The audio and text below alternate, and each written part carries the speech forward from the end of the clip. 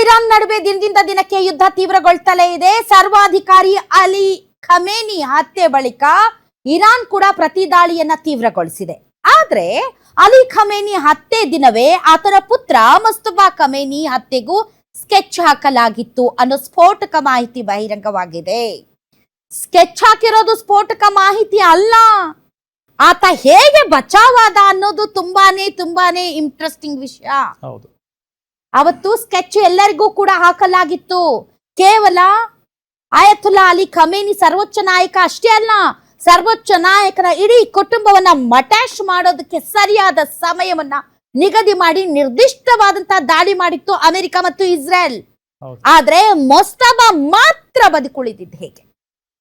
ಯಾವ ಕಟ್ಟಡದ ಮೇಲೆ ಟಾರ್ಗೆಟ್ ಮಾಡಿದ್ರೋ, ಯಾವ ಕಟ್ಟಡದಲ್ಲಿ ಆಯತುಲ್ಲಾ ಅಲಿ ಖಮೇನಿ ಇದ್ರೋ, ಯಾವ ಕಟ್ಟಡದಲ್ಲಿ ಇದೇ ಮುಸ್ತಫಾ ಕುಟುಂಬ ಇತ್ತೋ, ಯಾವ ಕುಟುಂಬದಲ್ಲಿ ಮುಸ್ತಫಾ ಸಹೋದರ ಮುಸ್ತಫಾ ಇದ್ನೋ, ಯಾವ ಕಟ್ಟಡದಲ್ಲಿ ಇದೇ ಮುಸ್ತಫಾ ಅವರ ಅಳಿಯನ ಕುಟುಂಬ ಇತ್ತೋ, ಇಡೀ ಆಯತುಲ್ಲಾ ಅಲಿ ಖಮೇನಿಯ ಒಟ್ಟು ಕುಟುಂಬ ಎಲ್ಲಿತ್ತೋ, ಮತ್ತು IRGC ಕಮಾಂಡರ್ಸ್, IRGC ಚೀಫ್ಸ್ ಮತ್ತು ಭದ್ರತೆಯ ವಿಚಾರದಲ್ಲಿ ತುಂಬಾ ಇಂಪಾರ್ಟೆಂಟ್ ಪರ್ಸನ್ಸ್ ಯಾರು ಡಿಸಿಷನ್ ಮೇಕರ್ಸ್ ಇದ್ರೋ ಅವರೆಲ್ಲರೂ ಒಟ್ಟಿಗೆ ಇರುವಂತಹ ಕಟ್ಟಡದ ಮೇಲೆ ದಾಳಿ ಮಾಡಿದ್ರು. ಈ ಮುಸ್ತಫಾ ಮಾತ್ರ ಬದುಕುಳಿದಿದ್ದು ಹೇಗೆ ಅನ್ನೋದು ರಣರೋಚಕ ವಿಚಾರ. ಅಮೆರಿಕ ಮತ್ತು ಇಸ್ರೇಲ್ ನಡೆಸಿದಂತಹ ಏರ್ ಸ್ಟ್ರೈಕ್ಗೆ ಇಡೀ ಆಯತುಲ್ಲಾ ಅಲಿ ಖಮೇನಿ ಕುಟುಂಬ ಸರ್ವನಾಶ ಆಗೋಯ್ತು. ಯಾವ ಲೆವೆಲ್ಗೆ ಅಂತಂದ್ರೆ ಕೆಲವರ ದೇಹಗಳು ಗುರುತು ಪತ್ತೆ ಆಗದೆ ಇರೋ ರೀತಿಯಲ್ಲಿ ಮಾಂಸದ ತುಂಡುಗಳಾಗಿ ಬಿದ್ದಿದ್ದವು. ಅಂತಹ ಪರಿಸ್ಥಿತಿ ನಿರ್ಮಾಣವಾಗಿತ್ತು. ಇಡೀ ಕುಟುಂಬ ಸರ್ವನಾಶ ಆದ್ರೂ ಈ ಆಯತುಲ್ಲಾ ಅಲಿ ಖಮೇನಿಯ ಮಗ ಮುಸ್ತಫಾ ಮಾತ್ರ ಬದುಕುಳಿದಿದ್ದು ಹೇಗೆ? ಆತ ಈಗ ಎಲ್ಲಿದ್ದಾನೆ? ಯಾರ ರಕ್ಷಣೆಯಲ್ಲಿದ್ದಾನೆ? ಆತ ದೇಶವನ್ನ ಮುನ್ನಡೆಸುವ ಕ್ಷಮತೆಯನ್ನ ಹೊಂದಿದ್ದಾನಾ ಇಲ್ವಾ? ಇಲ್ಲಿಯವರೆಗೆ ಆತ ಯಾಕೆ ಸಾರ್ವಜನಿಕವಾಗಿ ಕಾಣಿಸಿಕೊಂಡಿಲ್ಲ ಅನ್ನೋದಕ್ಕೆ ಸಂಬಂಧಪಟ್ಟಂತೆ ಈಗ ಈ ಟೆಲಿಗ್ರಾಮ್ ತಾನೇ ಅದು, ಟೆಲಿಗ್ರಾಮ್ ನಲ್ಲಿ ಒಂದು ಆಡಿಯೋ ಬರ್ತಾ ಇದೆ. ಆ ಆಡಿಯೋ ಇರಾನ್ನ ಒಬ್ಬ ಸೇನಾಧಿಕಾರಿ ಮಾತನಾಡಿರುವಂತದ್ದು. ಅವತ್ತು ಏನ್ ಘಟನೆ ನಡೀತು ಅನ್ನೋದರ ಬಗ್ಗೆ ಆತ ಸವಿಸ್ತಾರವಾಗಿ ವಿವರಿಸಿರುವಂತ ಆಡಿಯೋ ಈಗ ಹೊರಗಡೆ ಬಂದಿದೆ. ಸೊ ಆ ಆಡಿಯೋದಲ್ಲಿ ಇನ್ ಡೀಟೇಲ್ ಆಗಿ ಅವತ್ತು ಏನ್ ನಡೀತು, ಅವತ್ತಿನ ರಣ ರೋಚಕ ವಿಷಯಗಳನ್ನ ಆತ ಹೇಳಿದ್ದಾನೆ. ಹೇಗೆ ಪಾರಾದ ಮುಸ್ತಫಾ ಅಲಿ ಖಮೇನಿ? ತಮಗೆ ಗೊತ್ತಿದೆ, ಫಸ್ಟ್ ಟಾರ್ಗೆಟ್ ಈ ಆಯತುಲ್ಲಾ ಅಲಿ ಖಮೇನಿ, ಇರಾನ್ನ ಸರ್ವೋಚ್ಚ ನಾಯಕನ ಇಡೀ ಕುಟುಂಬವನ್ನ ಧ್ವಂಸ ಮಾಡೋದು ಇಸ್ರೇಲ್ ಮತ್ತು ಅಮೆರಿಕದ ಮುಂದೆ ಇದ್ದಂತ ಅತಿ ದೊಡ್ಡ ಚಾಲೆಂಜ್. ಇಲ್ಲಿ ರೆಜಿಮ್ ಚೇಂಜ್ ಮಾಡಬೇಕು, ಆಡಳಿತ ಬದಲಾವಣೆ ಮಾಡಬೇಕು ಅನ್ನೋದೇ ಅವರ ಮುಖ್ಯ ಉದ್ದೇಶ. ಮತ್ತು ನಾವು ಹೇಳಿದ ಹಾಗೆ ಕೇಳುವಂತಹ ಒಬ್ಬ ಪಪೆಟ್ ಅನ್ನ ಕೂರಿಸಿ ನಮ್ಗೆ ಹೇಗೆ ಬೇಕೋ ಹಾಗೆ ಅಲ್ಲಿ ಆಡಳಿತ ನಡೆಸಬೇಕು ಅಂತ. ಕೇವಲ ಅದಿಷ್ಟೇ ಕಾರಣನಾ ಇಸ್ರೇಲ್ ಮತ್ತು ಅಮೆರಿಕ ಇರಾನ್ ಮೇಲೆ ದಾಳಿ ನಡೆಸೋದಕ್ಕೆ? ಅದಷ್ಟೇ ಕಾರಣ ಅಲ್ಲ, ಅದಕ್ಕೆ ಕಾರಣಗಳು ಹಲವಾರು. ಅದನ್ನ ಆಮೇಲೆ ಎಕ್ಸ್ಪ್ಲೇನ್ ಮಾಡೋಣ. ಆದ್ರೆ ಈ ಮುಸ್ತಫಾ ಪಾರ್ ಆಗಿದ್ದು ಹೇಗೆ? ಎಲ್ಲರೂ ಸತ್ತೋದ್ರು, ಒಬ್ರು ಕೂಡ ಬದುಕೊಳ್ಳಿಲ್ಲ. ಹಾಗೆ ನೋಡಿದ್ರೆ ಈ ದಾಳಿಯಲ್ಲಿ ಮುಸ್ತಫಾ ಸಹೋದರ ಮುಸ್ತಫಾನ ತಲೆ ಮತ್ತು ಇಡೀ ಶರೀರ 2 ಭಾಗ ಆಗಿದೆಯಂತೆ.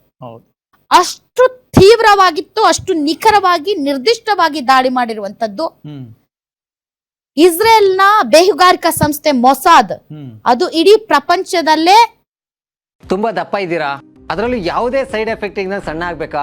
ಎಷ್ಟೋ ಜನ ಹೇಳ್ತಾ ಇದ್ರಿ, ಸರ್ ನಾನು ಜಿಮ್ಗೆ ಹೋಗ್ತಾ ಇದ್ದೀನಿ ಆದ್ರೂ ಸಣ್ಣ ಆಗ್ತಾ ಇಲ್ಲ ಸರ್, ವರ್ಕೌಟ್ ಮಾಡ್ತಾ ಇದ್ದೀನಿ ಆದ್ರೂ ಸಣ್ಣ ಆಗ್ತಾ ಇಲ್ಲ ಅಂತ ಹೇಳ್ತಾ ಇದ್ರಲ್ಲ. 100% ಯಾವ ಜಿಮ್ಗೂ ಹೋಗ್ದಂಗೆ ವರ್ಕೌಟು ಮಾಡ್ದಂಗೆ ನೀವು ಸಣ್ಣ ಆಗ್ಬೋದು. ಪ್ರತಿದಿನ ಬೆಳಿಗ್ಗೆ ಸಂಜೆ 2 ಟೈಮ್ ನಮ್ಮ ಜೀನಿ ಸ್ಲಿಮ್ ನ ಯೂಸ್ ಮಾಡಿ ಯಾವುದೇ ಸೈಡ್ ಎಫೆಕ್ಟ್ ಇಲ್ದಂಗೆ ನೀವು ಸಣ್ಣ ಆಗ್ತೀರಾ. ಯಾಕೆಂದ್ರೆ ಜೀನಿ ಸ್ಲಿಮ್ ಒಂದು ಉತ್ತಮ ಆಹಾರ. ತುಂಬಾ ಪ್ರತಿಷ್ಠೆಯ ಒಂದು ಬೇಹುಗಾರಿಕಾ ಸಂಸ್ಥೆ.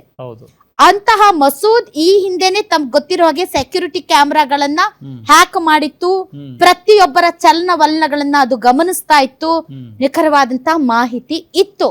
ಯುದ್ಧ ಸಾರಿದ 24 ಗಂಟೆಗಳಲ್ಲೇ ಬೆಳಿಗ್ಗೆ ಒಂದು 9 ಗಂಟೆಯ ಆಸುಪಾಸು ಇದ್ದ ಹಾಗೆ ಏರ್ ಸ್ಟ್ರೈಕ್ ಆಗುತ್ತೆ. 3 ಮಿಸೈಲ್ಗಳು ಬಂದು ಆ ನಿರ್ದಿಷ್ಟ ಕಟ್ಟಡದ ಮೇಲೆ ಬೀಳುತ್ತೆ.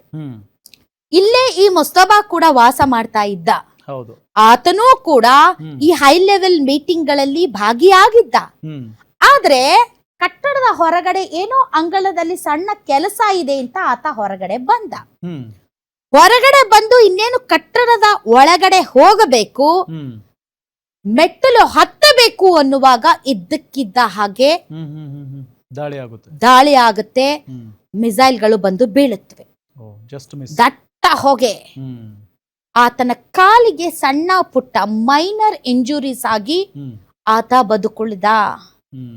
ಯಾರು ಈ ಒಂದು ವಿಚಾರದ ಬಗ್ಗೆ ಆಡಿಯೋದಲ್ಲಿ ಹೇಳ್ತಾ ಇದ್ದಾರೆ, ಇರಾನ್ನ ಸಂಸೇನಾಧಿಕಾರಿ, ಆತ ಹೇಳೋದು ಭಗವಂತನ ಇಚ್ಛೆ ಇತ್ತು ಈತ ಬದುಕುಳಿಬೇಕು ಅಂತ.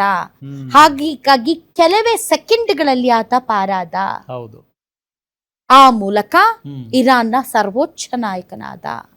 ಹಾಗಾದ್ರೆ ಆತನಿಗೆ ಎಲ್ಲಿ ಈಗ ಟ್ರೀಟ್ಮೆಂಟ್ ಕೊಡಲಾಗ್ತಾ ಇದೆ? ಬಹಳಷ್ಟು ವಿಚಾರಗಳು ಬೆಳಕಿಗೆ ಬರ್ತಾ ಇದೆ. ಯಾವಾಗ ಈತನಿಗೆ ಕಾಲಿಗೆ ಮೈನರ್ ಇಂಜುರಿ ಆಯ್ತೋ ಇದ್ದಕ್ಕಿದ್ದ ಹಾಗೆ ಅಲ್ಲಿರುವಂತವರು ರಷ್ಯಾಗೆ ಕನೆಕ್ಟ್ ಮಾಡಿ ಪುಟಿನ್ ಜೊತೆ ಮಾತುಕತೆ ನಡೆಸಿ, ಪುಟಿನ್ ತನ್ನ ಆರ್ಮಿ ಒಂದು ಹೆಲಿಕಾಪ್ಟರ್ ಅಥವಾ ಜೆಟ್ ಮೂಲಕ ಅವನನ್ನ ಏರ್ಲಿಫ್ಟ್ ಮಾಡಿ ಮಾಸ್ಕೋದಲ್ಲಿಟ್ಟು ಅಲ್ಲೇನು ಅವ್ರಿಗೆ ಟ್ರೀಟ್ಮೆಂಟ್ ಮಾಡಿಸ್ತಾ ಇದ್ದಾರೆ ಅಂತ ಒಂದು ಸುದ್ದಿ. ಬಂಕರ್ ಅಲ್ಲಿ ಅವ್ರಿಗೆ ಟ್ರೀಟ್ಮೆಂಟ್ ನಡೀತಾ ಇದೆ ಅನ್ನೋದು ಇನ್ನೊಂದು ಸುದ್ದಿ. ಸೊ ಇಂತಹ ಸಂದರ್ಭದಲ್ಲಿ ಮುಸ್ತಫಾ ನಿಜಕ್ಕೂ ಕೂಡ ಇಲ್ಲಿಯವರೆಗೆ ಸಾರ್ವಜನಿಕವಾಗಿ ಬಂದೇ ಇಲ್ಲ, ಮುಖನೇ ತೋರಿಸಿಲ್ಲ. ಏನೋ ಒಂದು ಲೆಟರ್ ಮಾತ್ರ ಎಲ್ಲಾ ಕಡೆ ಓಡಾಡ್ತಾ ಇದೆ, ಅಥವಾ ಅವರ ಇರಾನ್ ನ ಟಿವಿಯಲ್ಲಿ ಒಬ್ಬ ಆಂಕರ್ ಕುತ್ಕೊಂಡು ಅದನ್ನ ಓದಿದಾನೆ ಬಿಟ್ರೆ ಇಲ್ಲಿಯವರೆಗೆ ಫೇಸ್ ಟು ಫೇಸ್ ದೇಶದ ಜನರ ಜೊತೆಗೆ ಆತ ಮಾತಾಡಿಲ್ಲ. ಹೀಗಾಗಿ ಆತ ಬದುಕಿದಾನ ಇಲ್ವಾ ಅನ್ನೋದ್ರ ಬಗ್ಗೆ ಸಿಕ್ಕಾಪಟ್ಟೆ ಸಂದೇಹಗಳಿವೆ. ಟ್ರಂಪ್ ಕೂಡ ಹೇಳಿದ್ದಾರೆ, ಇಲ್ಲ ಆತ ಬದುಕಿಲ್ಲ, ಒಂದು ವ್ಯಾಕ್ಯೂಮ್ ಇದೆ ಅಲ್ಲಿ, ಯಾರು ಕೂಡ ಒಂದು ನಿರ್ಧಾರಗಳನ್ನ ತೆಗೆದುಕೊಳ್ಳುವಂತ ಶಕ್ತಿ ಇರುವ ಯಾವ ನಾಯಕನೂ ಇನ್ನೂವರೆಗೆ ಬದುಕಿಲ್ಲ ಅಂತ.